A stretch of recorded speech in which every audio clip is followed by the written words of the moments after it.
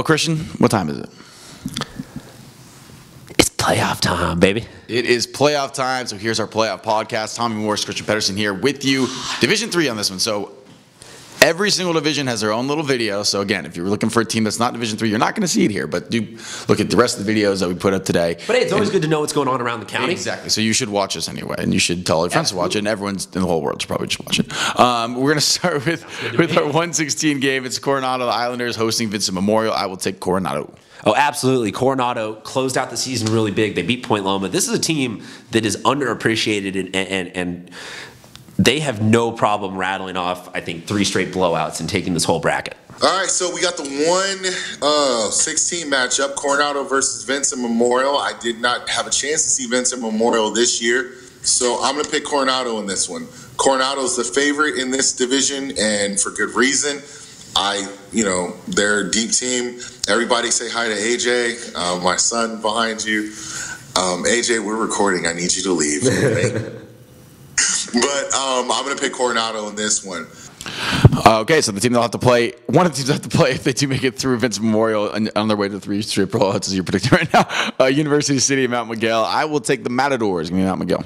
Darian Norwood, great player for Mount Miguel. University City has been on both ends of the spectrum. They've had some really great games. They've had some horrible losses. I'm going to go with UC, though. I like Justin Anderson. I like what they're capable of. We've seen just enough that I think that UC will squeak this one out. University City, Mount Miguel. This is going to be one of the more intriguing matchups on opening night. This might be one that I want to attend. Your friends at UC, Christian, this isn't 24, but they do get it done on the real floor. Alex Bruce, Sammy Larkin, really good years. Mount Miguel, though, really kind of surprised me. Darian Norwood came in as kind of the name, but the big name. But they've got some other good pieces. Ricky Harvey had a really good senior year. And James Allen, at all of 5'8", is a pretty underrated player in his own right, in respect. So I'm going to pick Mount Miguel with the upset. I think they get it done. I think that their pressure gets to the guards at UC, and I think they take this one. 5, Otay. 12, Central. I will take Otay Ranch. I love this Otay Ranch team, too. I think that it's awesome getting to talk about Devin Lloyd going out as a basketball player. We've talked about him at signing day. He's going to go play linebacker at Utah. And the kid's out here throwing down in the hoops. Yeah. Let's go, baby. Otay Ranch. I'm just rooting for them to keep playing as many games as they can this season just to see Devin out there playing more basketball. Yeah, the grid hoop star. I love that term, grid hoop. Am I doing all right, grid hoop? Gridiron hoop? Whatever. Same thing. Otay Ranch slid a little bit toward the end of the year. They face a Central team from El Centro that I, again, haven't had a chance to see. So I'm going to have to go with Otay Ranch. They were one of the better teams down in the South Bay all year, and I think they get it done. Go to the other side of the bracket. Cool. Yeah. We got one more in this we got one more. I'm sorry. The winner of that game takes on the winner of this game. It's Point Loma hosting Bonita Vista. I'm sorry, Pointers. I totally forgot about you. It wasn't me this time, Pointers. I love you, baby. I'm going to pick you guys, though. I think you're going to win this game. Christian, what do you think? I'm going to agree. I think that Yassine Garam and Darnell Johnson, really good. Yassine, though, he's a freshman. And this is his first playoff experience. He's already performed in the regular season, so let's see him perform here. This could be the start of a great run for Point Loma. On the other side, Bonita Vista doesn't have quite the same magic that they had last year, but they could make a great fight out of this. Point Loma is going to go to Bonita Vista in the 4-13 matchup. Now this one, this one's going to get lopsided just because Bonita Vista lost one of their top players to ineligibility. Kids, get your grades right. Losing Sage Crawford really hurts them, and it's at a very inopportune time. And I think that Point Loma is playing really good basketball. I think, even though they dropped a couple of games late, I think Yassine, Garam, Darnell Johnson, and crew are going to be tough. So I'm going to pick Point Loma. All right, number 3, Carlsbad. Number 14, Santana. Now we're on the other side of the bracket. Now we're on the other side. I will take Carlsbad in this one. I think that the team in purple will win.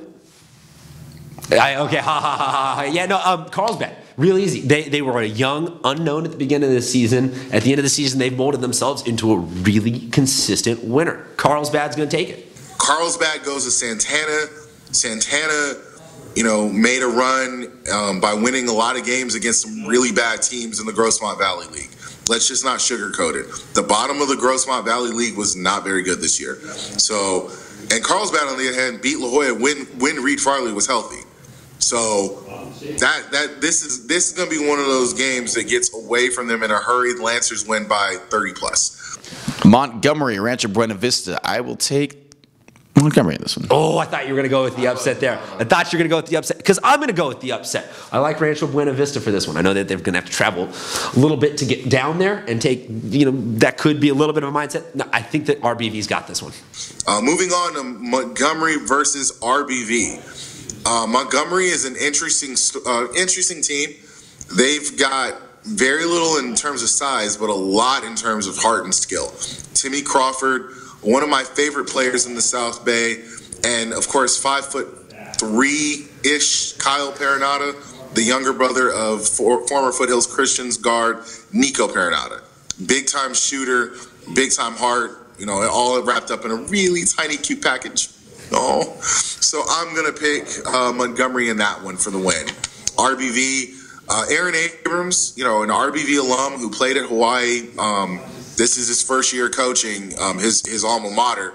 There's not a lot of talent there just yet, but I think in a couple years he'll get the ship righted. But right now, I think this night belongs to Montgomery.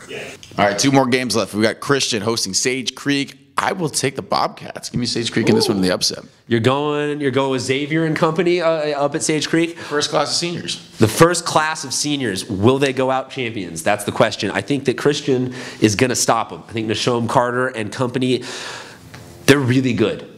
They're a 7, so they're kind of lost in the mix right now. They're going to come out on top. They're going to come out clean. They're probably going to be in the semis.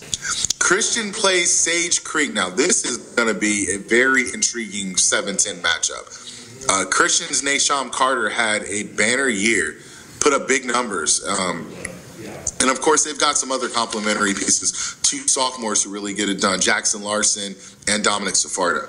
Now, Sage Creek, on the other hand, this is a team with a lot of length and a lot of interchangeable parts between 6'2" and 6'5".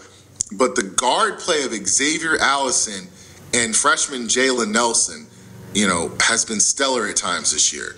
So this will be another one of my upsets. I'm picking 10-seed Sage Creek to move on, defeating 7-seed Christian. Final game for Division III. Granite Hills hosting SDA, San Dieguito Academy. I will take Granite. I'm going to agree with you. Granite Hills has the size, they have the speed, they have the strength. They're going to get the win. Now, finally, we go to Granite Hills versus San Dieguito Academy. Now, if there was an opportunity for a 15 seed to beat a 2 seed this evening, this is the one. SDA, they're not as bad as their record would indicate. They've got, a couple of talented sophomores, the RB brothers, and of course Travis Snyder. But with that said, of course, Granite Hills and Ryan Kelly, even though they really plowed through a mediocre league in the Grossmont Valley, they also beat Poway this year. So you can't really discount that. I think they get the win, but I think it's going to be closer than the seeds would indicate. And there you have my picks for Division III.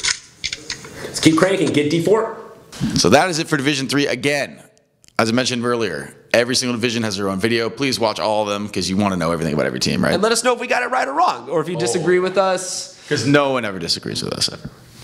I mean, yeah, no, not really. All right, we'll see you in the other divisions and in the quarterfinals.